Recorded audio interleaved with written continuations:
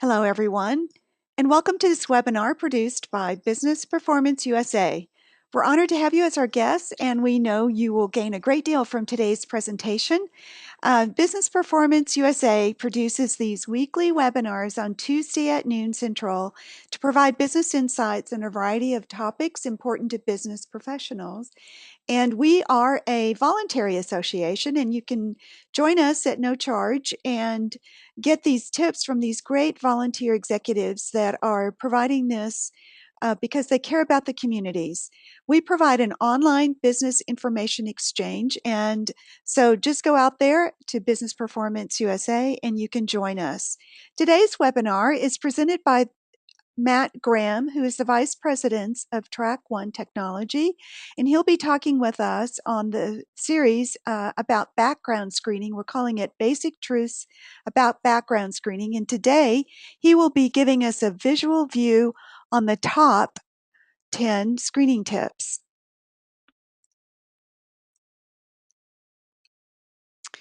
So Track One Technology is a firm that is a background screening firm, and Matt joined them about 2011. As I said earlier, he's the vice president of operations, and he has about 15 years of experience in employment practices. He's also an attorney, so he understands the many laws that govern this topic, background screening, and was going to give us his insights on this today. He joined um, since he joined Track One, he's helped the company to become one of only 42 companies in the nation who have attained accreditation by the National Association of Professional Background Screeners. Matt serves on their Best Practices Committee and co-chairs the Data Breach Prevention Subcommittee. He's only one of 40 people in the nation who's been certified at the advanced level in the Fair Credit Reporting Act by the National Association for Background Screeners. Okay. I am, by the way, here we go. I am Cynthia Stewart. I'll be your host today, and we look forward to hosting Matt. So, Matt, with that, I'm going to go ahead and turn it over to you. So I'll be bringing up your screen. Whoops, there we go. And I'll let you know when we see your screen. Takes a few minutes, folks. And while we're waiting, just to let you know, you can watch these webinars on demand at any time, when you've got the time at Business Performance USA. Also, if you have any questions today, just be sure to type your questions into the question box, and I will be monitoring those. So with that, Matt, I'm going to turn it on over to you. Great. Thank you, Cynthia. Appreciate the introduction and appreciate the opportunity to speak to your members today. Are you seeing anything out on my screen? I see your screen now. Perfect. All right. Well, I appreciate that. And mine just went blank as you say that. Give me a second so I can see myself. Okay, give me 1 second.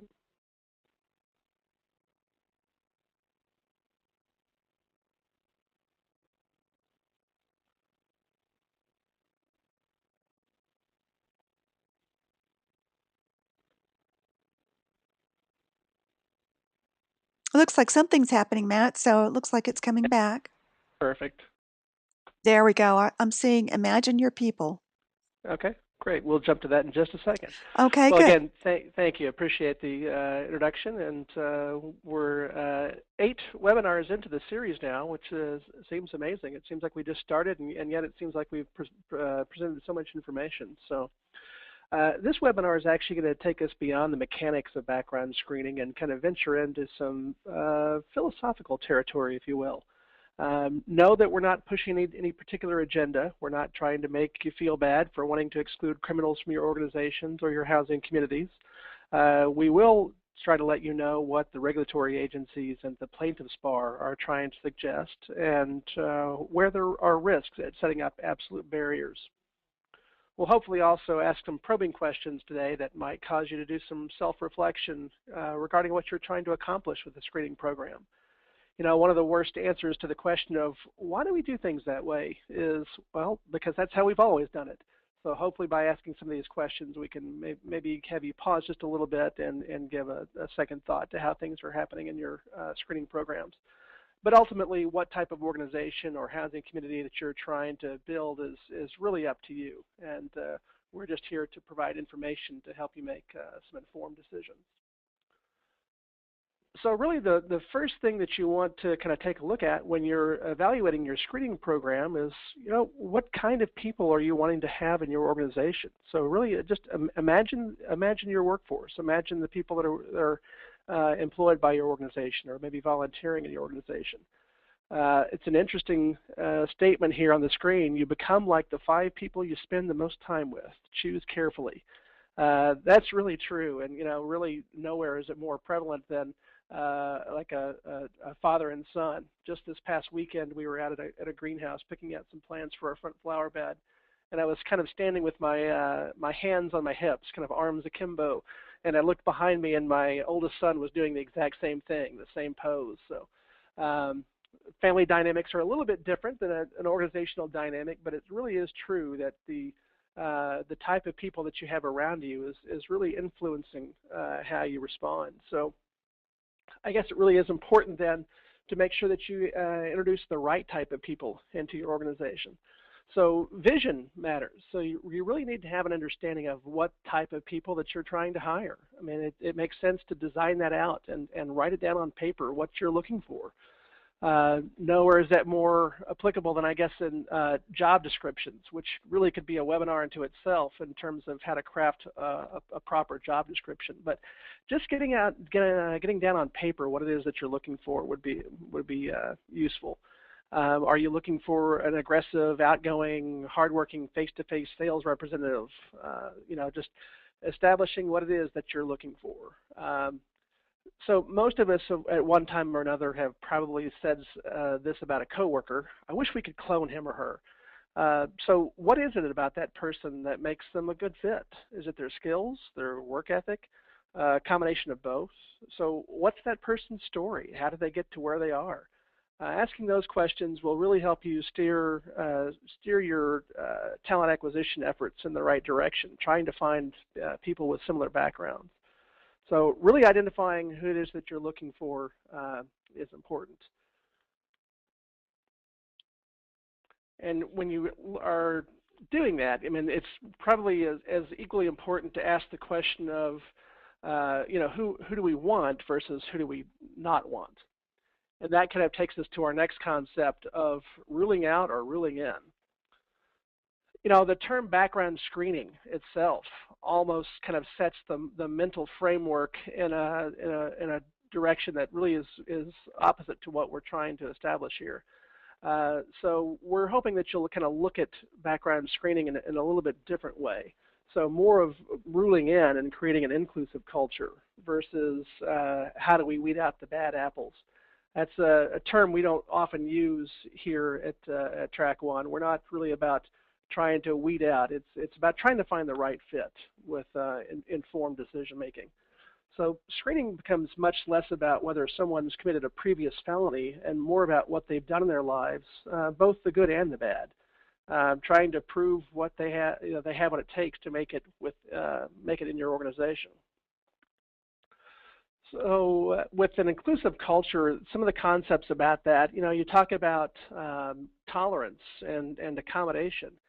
And those really seem like noble concepts until you really pause for a second and think, tolerance? Really? Is that the standard here? Is tolerating somebody, is that what we're looking for? All the statutory language that you look at in the ADA, the Americans with Disabilities Act, talks about accommodations. Do you really just want to accommodate somebody to make them fit in, or do you want to create more of an embracing culture? Again, the statutory language is about minimum standards, and are you an organization that wants to follow minimum standards, or do you want to look more towards the best practices? Now, again, I told you this was going to venture into a little bit of philosophical territory, and maybe you're sitting there thinking that I don't really have time to be an agent of social change. I have a business to run. I would just have you stop and think that maybe those two aren't necessarily mutually exclusive. Those are two compatible concepts. Uh, so really trying to learn what it is that makes a person a good employee, I think goes beyond just the basic skill sets and looking for disqualifiers. You know, again, what we're about is about informed decision making and not necessarily just trying to rule people out. So screening to attract. What is it that we're trying to attract? Obviously it's people that have a good fit, and it really kind of depends on the mode that your company happens to be in at the moment. Companies that are in a startup mode really are looking for high risk, high energy, high functioning doers, people that will just kind of take the reins and get things done.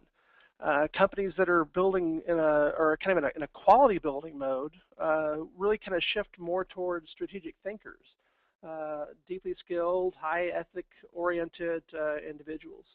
So as your organization shifts gears, kind of consider how you would change your screening program to kind of match that. And all of this really kind of depends upon kind of looking beyond just kind of the basics of what people think about when we talk about a background screening, just criminal records. So we'll talk more about that concept in just a minute. But and communicating out those requirements. So as you are going into your recruiting efforts, your talent acquisition, communicate what it is that you're looking for. If employees must be able to pass pre-employment and ongoing random drug tests, make that known up front. You'll find there's kind of a self-selection aspect that kind of goes into that. If people realize that there are going to be background checks and drug tests, and they don't think they're going to be able to pass those, sometimes they self-select prior to even applying with your organization. And then just make sure, of course, and this kind of goes back to the job descriptions front, but just make sure that you are communicating out the basic requirements of the job, high school diploma, college degree, established work history, that type of thing. And then speaking more towards the background screening world, not having been disbarred or sanctioned from any government contracting programs, whatever there may be out there. One of the concepts that we talk a lot about here at Track One is this concept of transformation. And so looking at your screen right now, you see an individual.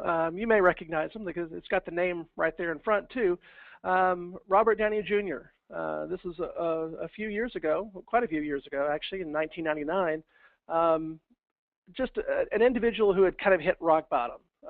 Multiple drug issues, multiple times before courts, second, third chances, and just somebody that just absolute rock bottom. If that person came to you and at that time, at that point in their life, probably wouldn't be a good candidate, and wouldn't blame you at the moment or at that moment, probably not a functional individual. But think about it today.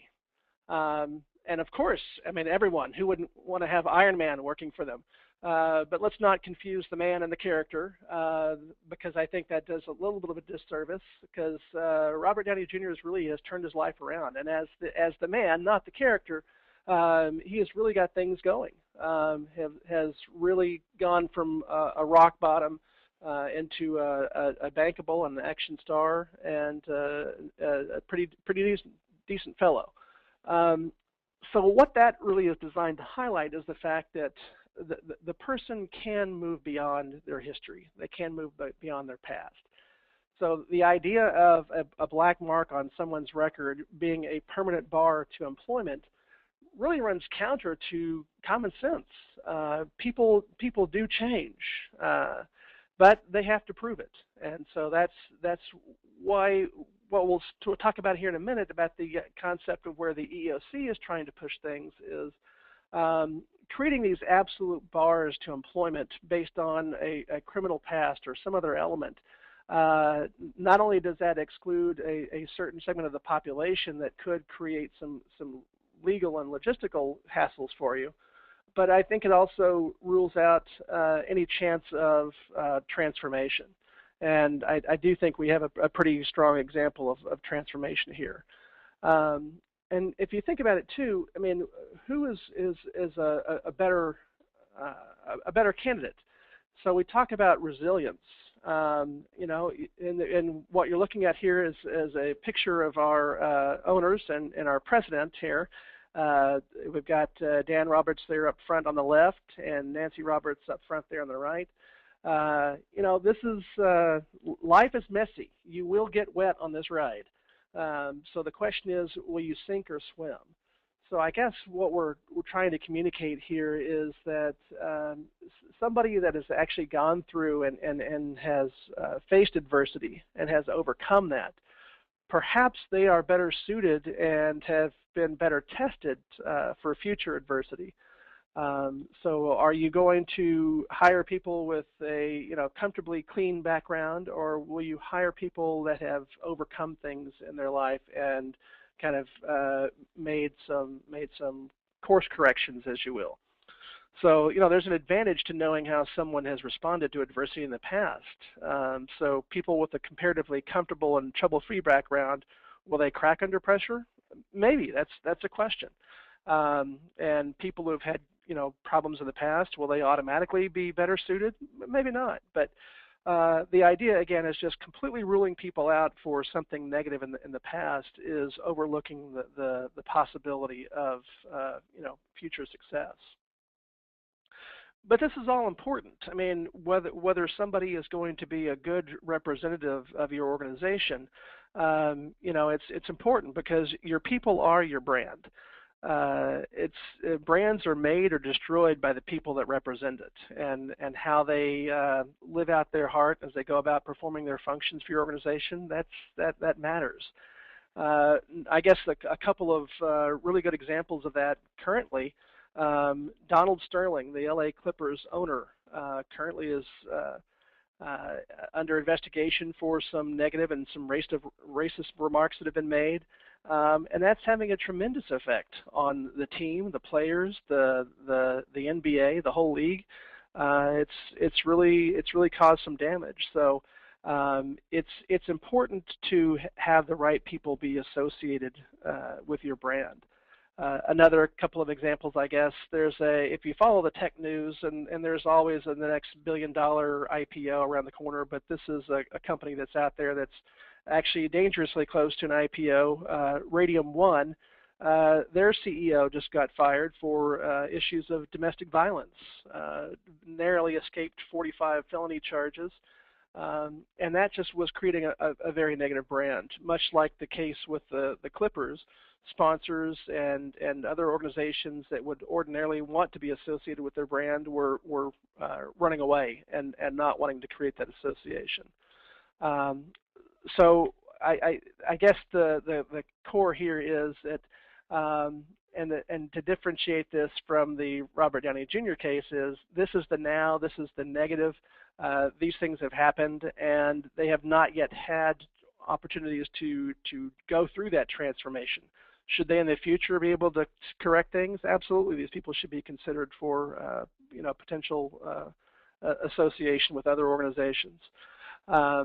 The difference too with the Donald Sterling and the CEO of the tech company, they have yet to express remorse for what they've done. So all of these things should be factors beyond just the black and white background check record. And again, like I said, the EEOC and other regulatory agencies, they are the ones that are trying to create the social change, and we'll kind of explain what it is that they're doing and how you can kind of stay off their radar. So we recognize that we are giving suggestions here that may run counter to your own personal beliefs, but it's really just a less so of a suggestion than just an idea that maybe reevaluate the way you're seeing things. So step number 6, this concept of dig deep and dig hard. Most people, when they start crafting their background screening programs, tend to maybe they overlook the frontline workers because they think that doesn't really matter. It's the manager positions and the higher level positions that we really want to dig into. I just can't afford to spend that much money on the low-paying jobs. Um, but it does matter because the frontline workers are kind of the heart of your organization. One bad apple among that group can really tend to kind of spoil the rest of the batch. So limiting just the background screening program to your leadership level is kind of a mistake. And I can kind of give you some examples. There's a recent study that came out that deals with turnover costs. And I was kind of even startled to see some of the actual expenses that are associated with high turnover.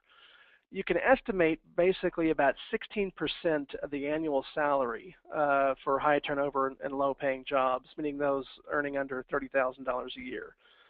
So think about that for a second. So for example, the cost to replace a basic $10 an hour retail employee would be around $3,328, just running the math real quickly. And that's expensive. I mean, and so you figure your rate of turnover, and you're going to quibble over a $25 expense more on a background check. The math doesn't work out that way. So spending $25 more on your background check to get a much deeper, more robust report than these $9.99 national databases starts to make economic sense. Whereas when you're not anticipating or considering the turnover costs, maybe you didn't think it was worth it. 20% of the annual salary for mid-range positions, so those earning between $30,000 and $50,000 a year. So to replace a 40K manager would be $8,000. And where it really gets crazy is the highly educated in the executive positions.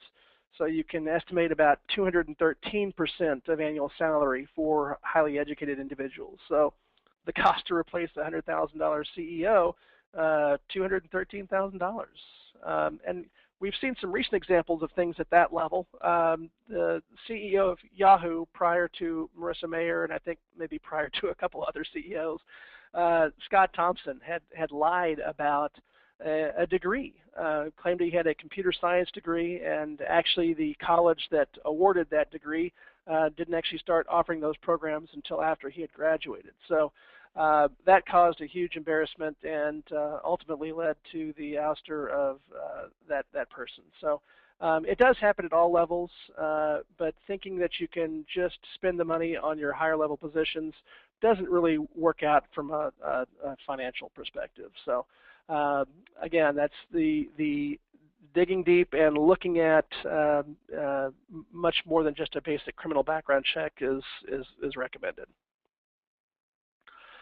So now we will talk a little bit more about some of the mechanics, or at least some of the things that are available when you're doing background checks. I just recommended that you kind of go beyond the basics, so we'll take a look at that briefly. The first question is, when people are coming to you, who are they? Oftentimes we rely upon government documentation and other things that are being presented to us to prove who someone is, and there are things that you can do to get beyond the identity theft and other aspects of fraudulent documents. It just requires that you do a little bit of extra effort and kind of do some combination of services. So when you're looking at proving identity of an individual, you look at the Social Security number. That's probably one of the most widely accepted forms of identity. Although very quickly with an inkjet printer, you can make a pretty good facsimile of a Social Security card.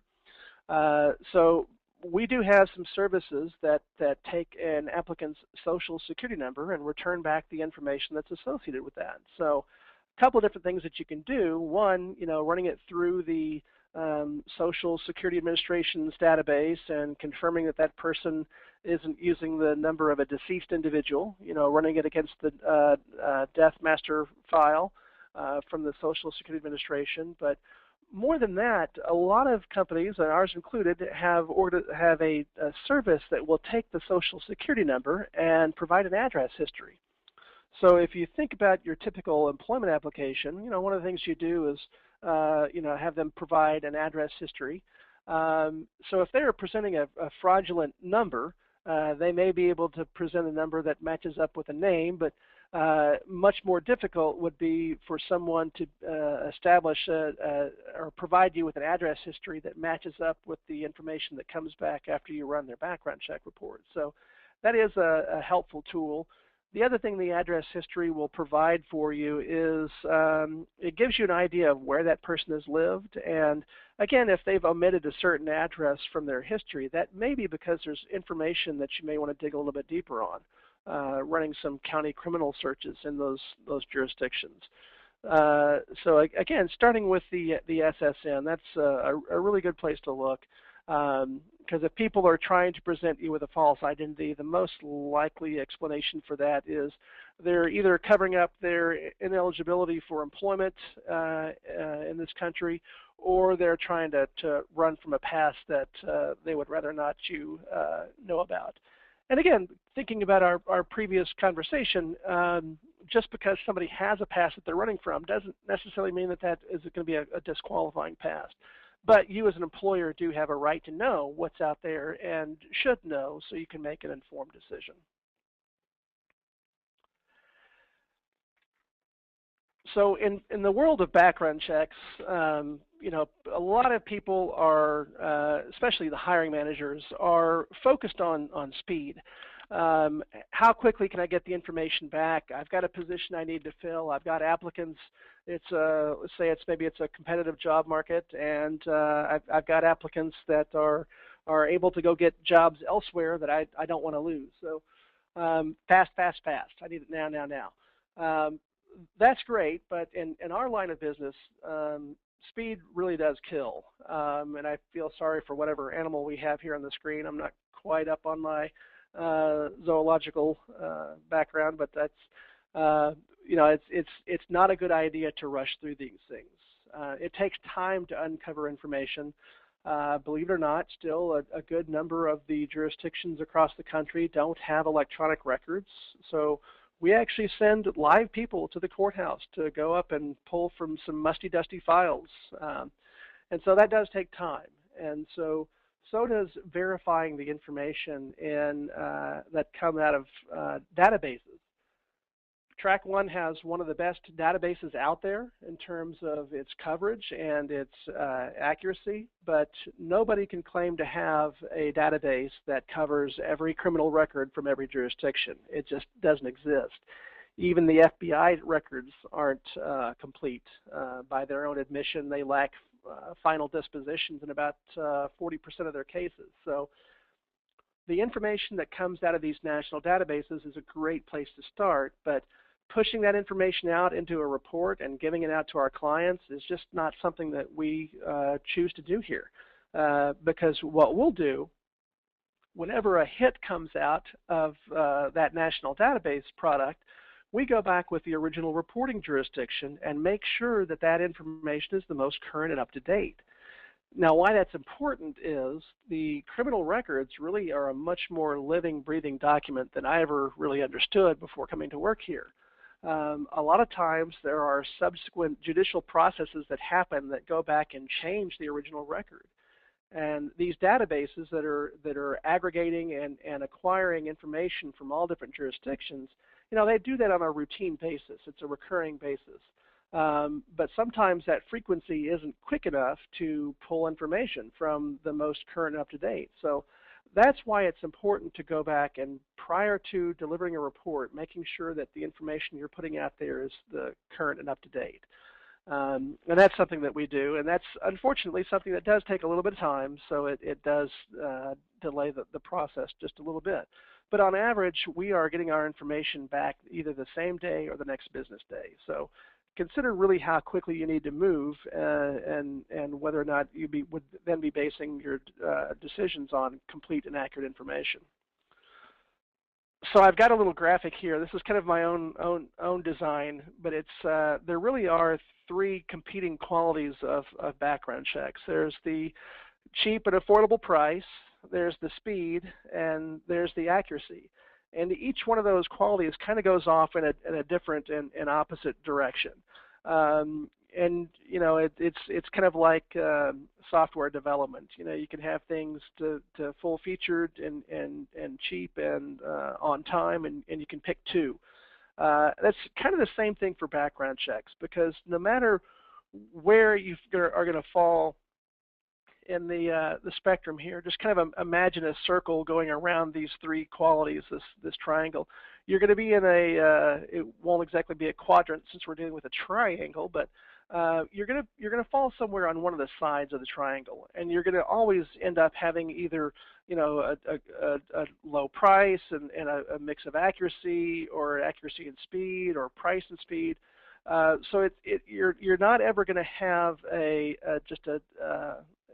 you're not going to get the best of all three of those qualities. You're always going to have to be making some sort of sacrifice. And really the best place, I think, to make that sacrifice is on the speed, based on the previous slide. But one of the things that we can do is work with you, and we always take kind of a consultative approach to building the right screening service that meets your current needs. So just kind of consider this as you go forward, and just recognize that there are some things that kind of go into the calculus of coming up with a good screening program.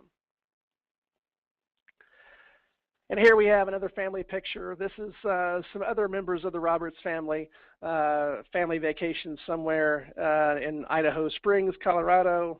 Looks like they're in a jail cell. The header here is "Liars Never Tell." Well, this kind of goes back to our identity confirmation concept, but a lot of people are looking to, like we said, escape a criminal past or whatnot. So there are other things that you can do, as we mentioned, with the identity confirmation, matching up the social security number and the address history. The other things that you can do with the social security number is there are some products that will pull from a credit header and provide you with former affiliated employers. That's good for a couple of different reasons. One, again, if someone is trying to pass off and assume a fake identity, they may not be able to accurately disclose what the former employers are attached to that number. But if it's them, if they really are who they say they are, they shouldn't have any problem coming up with former employers. And so again, that's another confirmation piece you can have. But the other thing too is if you have somebody that leaves off a particular employer from their employment history, and you see that might give you another place to do some deeper digging. So all these these processes, these tools can have multiple benefits. One, you get the information, and two, you learn some pointers and some other areas where you might do some follow-up. So I mentioned all this kind of the touchy-feely, the give a person a second chance concept was not necessarily our recommendation. It's consistent with where the EEOC is taking things. In 2012, actually it was just almost to the day, 2 years ago. It was April 25th, 2012. The EEOC came out with some revised guidance on the usage of criminal records in the employment context. And they really kind of shook things up 2 years ago, because we, as an industry and HR professionals, didn't really have any idea of where they were going with this individual assessment concept. They had, a couple hundred pages of new recommendations, and it was really, it seemed to be a very onerous thing to have to go through, that you would have to kind of sit down and talk to every person that came through that had something on their background check, asking why, what were the circumstances surrounding this. It felt like it was going to be an awful burden. Subsequent to that revised guidance being issued, we've had a couple of court cases come through that I think have really better defined what it is that they're looking for. The short answer is the EEOC is always out to try to prevent unnecessary and unlawful barriers to employment. So the idea of these bright line tests of not accepting anybody with a criminal record, even in a 5, 7, 10 year time span, having these bright line tests is really what they're out to kind of dissuade employers from doing, which is kind of interesting because the for the longest time the most common rationale and thinking coming out of the EEOC was treat everybody the same. So you're thinking to yourself, what could be more fair and more equal applicability across the board than a bright line test? Well, unfortunately, those bright line tests fall into the kind of category of a type of discrimination that the EEOC is equally situated trying to rule out, which is a disparate impact theory.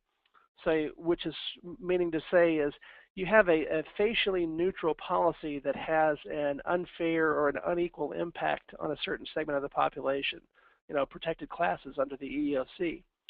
So yes, while you may be saying no criminals are welcome here of any type, then unfortunately, because of the demographics of our prison population, that's impacting a certain segment of the population more than the others. So that's why they've come up with this concept of individualized assessment, to where you actually do have to investigate and find out whether or not that person truly is disqualified from employment. And the original factors that go into the conversation had to deal with the nature of the crime that shows up on the background check report, the nature of the position being sought, and the amount of time that has passed between the crime and them sitting there in your employment office. So those factors still stand, and those still form the basis of the analysis. But some additional factors that need to be considered are any type of rehabilitation that may have occurred, subsequent employment history to incarceration maybe is also would be indicative of perhaps that criminal smudge in their background not being an absolute bar to employment. So the cases that I alluded to that have been filed since the original guidance, there's been a couple of them. Probably the most instructive, I believe, would be the Dollar General case and the BMW case.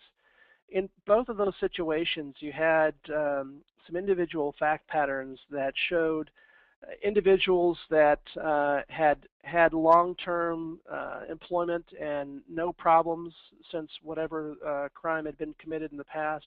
In fact, with the BMW case, it was a really interesting situation where it was kind of a deal where they were changing contractors, and so the very same person that had been employed by the company for 14 years with no problems, no history, had to go through another background check to be considered for the next contract, and it was uncovered that the person had committed a drug-related felony, 20 years ago, and so that was a great example that the EEOC latched onto. Was that, they say, see, here's somebody that's been working for you for 14 years without any problems.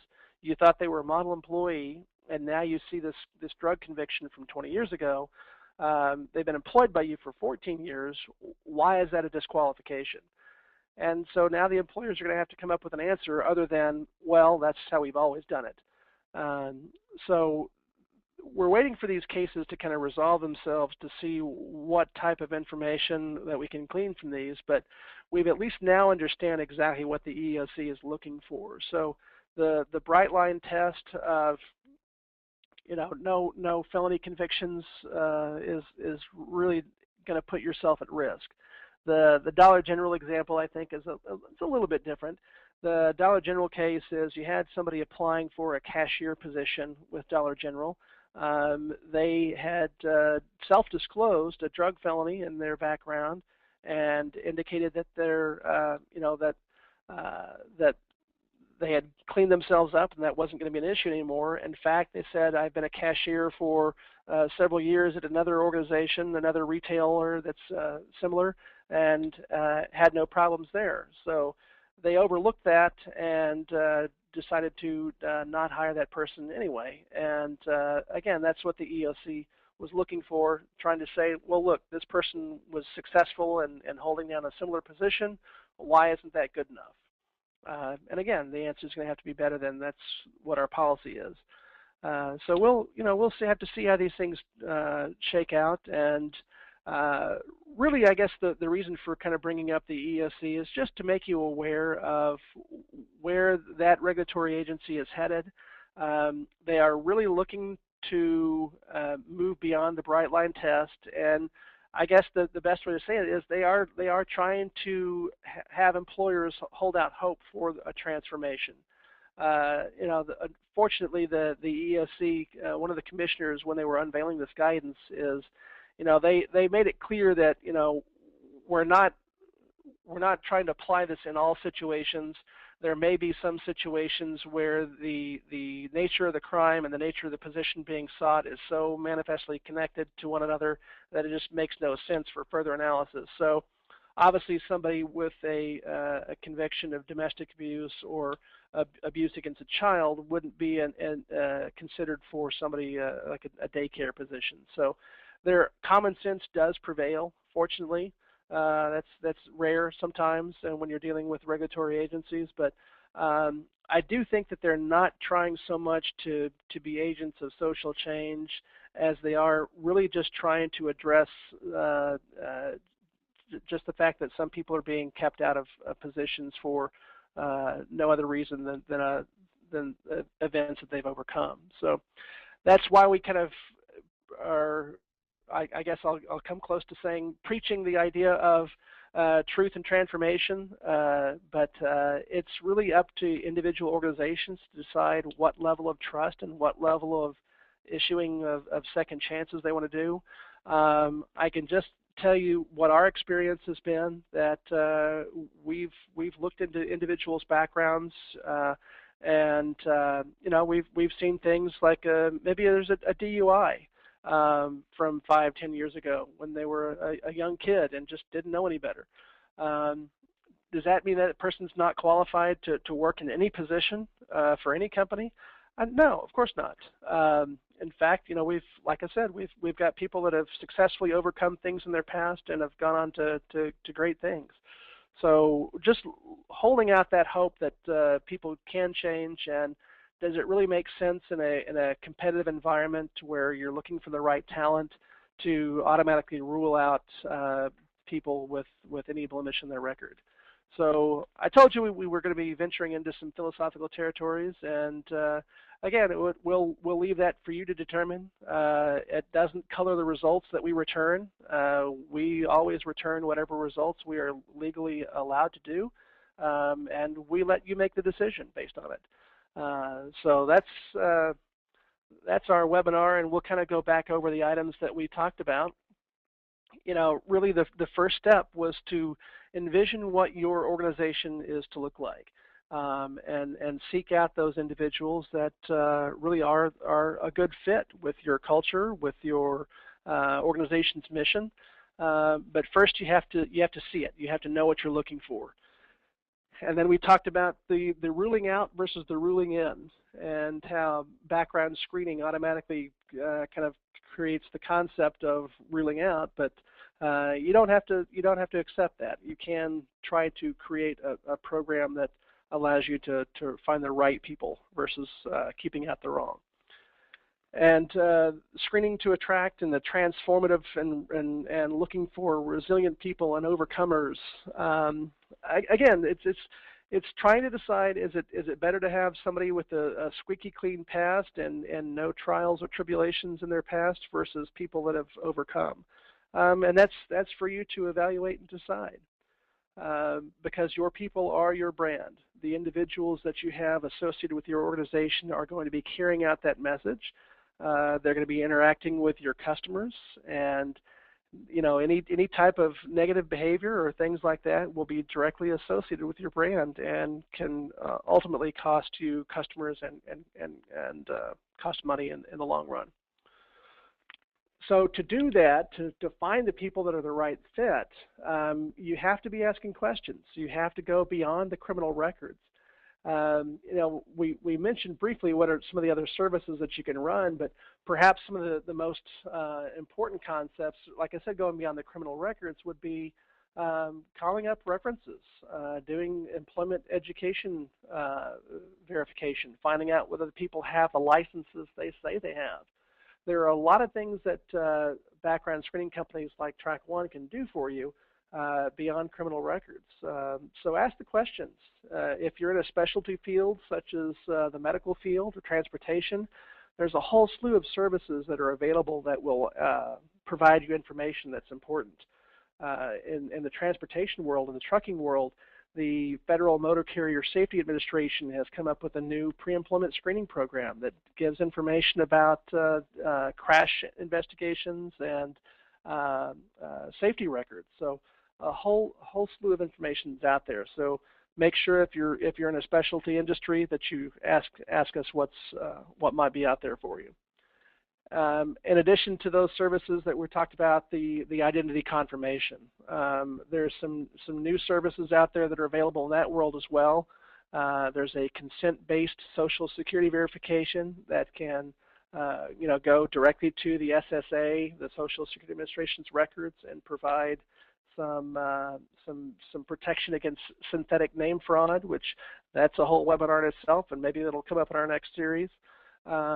And then also, if you're looking to, especially with highly paid individuals, if you're trying to verify whether the person actually made a $200,000 salary, there are some ways to verify that through the income tax verification programs.